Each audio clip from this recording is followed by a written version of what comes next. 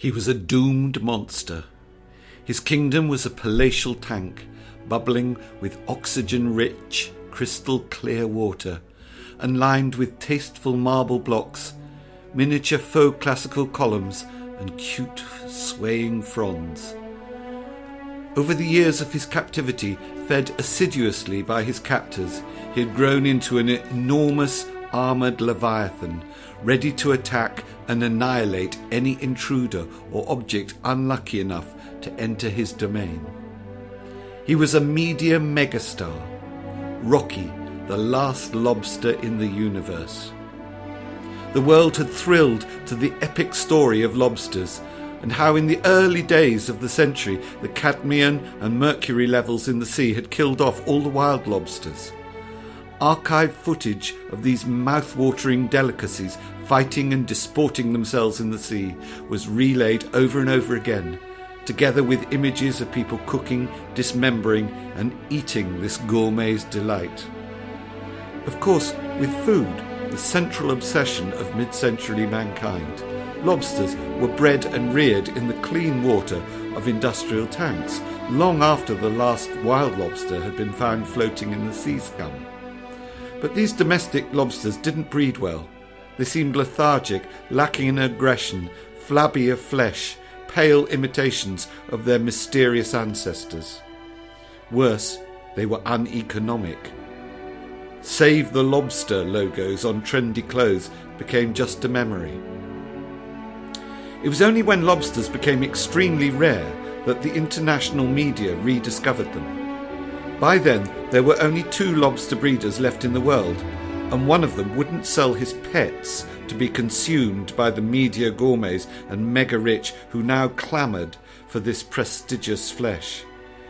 The only commercial breeder, having cornered the market, required clients to book purchases years in advance and would send the purchasers progress reports on their investments.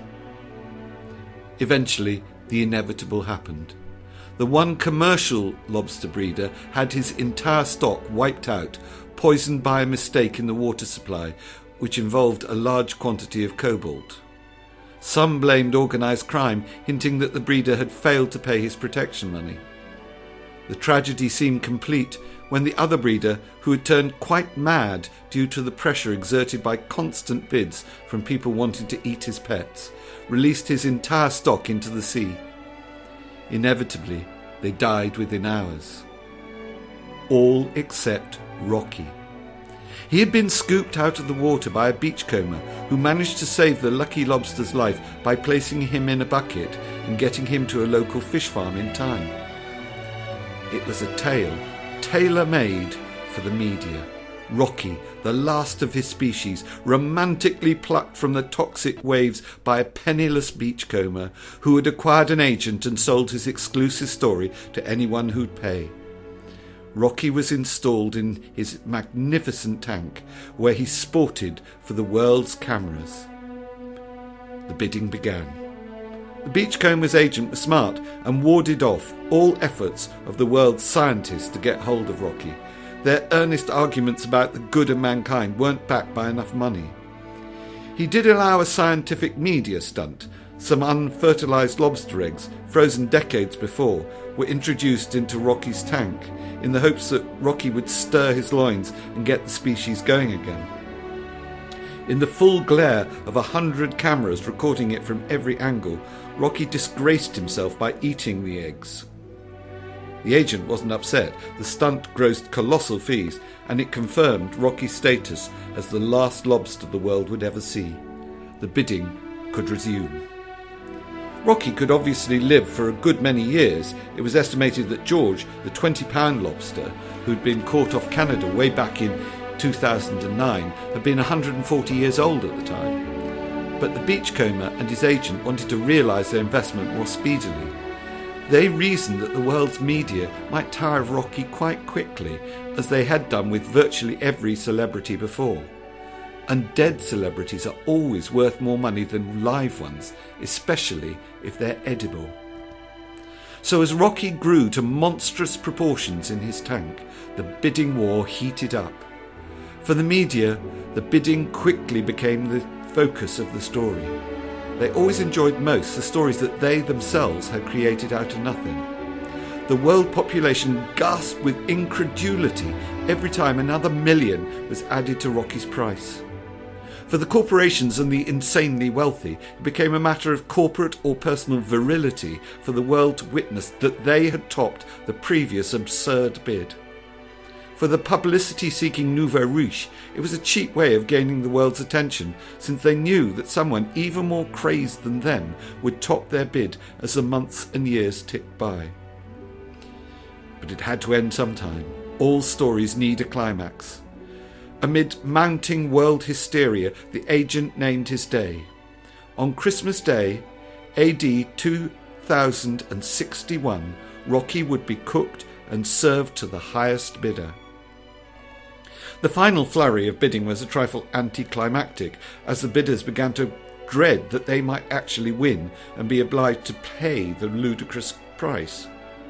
However, the final victors, a global mining consortium, found a happy solution to cover their bid. They held a worldwide lottery in which the winner would dine off Rocky, and they sold the media rights to the dinner party of the century for many millions more. The tear-jerker saga cleaned up the world's media ratings. Rocky's last meal of fish scraps, his last scuttle round the marble columns in his tank, with the stopwatch in the corner of the screen ticking down to his doom, whetted the appetite. There was the requisite posse of animal rights activists campaigning outside, condemning the barbarism. There were soaring violins as Rocky was lifted from his tank, and high drama as his savage claw gouged the glove of the media cook reverentially handling him. Blood seeped in glorious vivid colour from the glove, and dripped in delicate curls through the now empty waters of the tank. The animal rights activists outside in the acid rain cheered when they saw it on the monitors erected for their benefit. Millions wept as Rocky was lowered, still struggling frantically, into the boiling cauldron. The thin squeaks emanating from him were faithfully relayed into billions of homes. The commentators explained that these were not cries of pain, but simply the air escaping from his armour. For a world grown blasé at the regular detailed coverage of human executions, this turning point in natural history, this unutterable tragedy, was stunning, a near religious experience, many said afterwards. The glorious transformation of Rocky's body from dark blue-black to bright orange suffused a glow on the screens in the darkened rooms all over the globe, glinting on the tears that ran down 1 billion cheeks. The commentators were meticulous in explaining and describing everything: where the garlic had been grown, what sort of cows produced the butter, and the details of the vineyard, year and price of the wine. 4 people were to eat Rocky. One was the media gourmet employed by the mining consortium, whose job it was to describe to the watching world what it was like to taste this sublime flesh. The second diner was the immensely vain consortium chairman, who believed that he would be of great interest to the people of the world. He'd invited the president of Pan America as the third diner. The consortium had just signed a secret but very lucrative government contract, and this was the president's payoff in his re-election year. The last diner, a little old Korean lady, had been the winner of the worldwide lottery. It was thought that the common touch of having an ordinary person at the meal would heighten the mass media appeal, but the billions raised by the lottery were the clincher on this. To cascading fanfares, the vivid body of Rocky, resting on a funereal salad, was processed to the table on a golden salver. The commentators in their booths were hushed as the priest said grace. The Lord was thanked for all his creatures, and in particular the pleasure that lobsters had given over the centuries. Rocky had already been dismembered and disemboweled. His body fell neatly into 4 portions, and the soft pink white flesh was laid on the plates to nestle amongst the artistically arranged garnish. The garlic from the Isle of Wight, England, and the butter from Swiss cows anointed the carcass. The diners cleared their palates with the fabulously expensive Montrachet from the Domaine de la Romagny-Conti, served at exactly 6 degrees centigrade despite the heat from the arc lights. The servers withdrew from the circle of light. Then the fateful moment. The diners raised the flesh on their forks and hovered just outside their mouths. They paused for the media gourmet to wax lyrical about the bouquet with its hint of garlic and flowers, about the firm but delicate texture. And they tasted the world's last lobster. As a media event, it went downhill from that crucial moment. Part of the problem were the commercial breaks. A prominent cat food company had invested millions in this prime air time. The diners didn't help. The Korean lady was totally overawed and said nothing beyond giggling nervously. The consortium chairman seemed strangely distracted. In fact, he was trying to calculate the profits the evening was amassing. The president of Pan America insisted on ignoring the lobster and concentrated on making snide remarks about his political opponents. The media gourmet was left to talk on his own about the dining experience, and soon he ran out of superlatives and subsided into clichés and the occasional or super. Despite Rocky's huge size, his flesh was consumed in less than 10 minutes. The studio director, mindful of the schedules, tried to get the diners to slow down, but in vain. The Korean lady didn't understand English and bolted her food obliviously. The president made a habit of never listening to anyone else. The chairman of the mining consortium wasn't used to taking orders, and he was damned if some Korean woman was going to beat him to clearing a plate.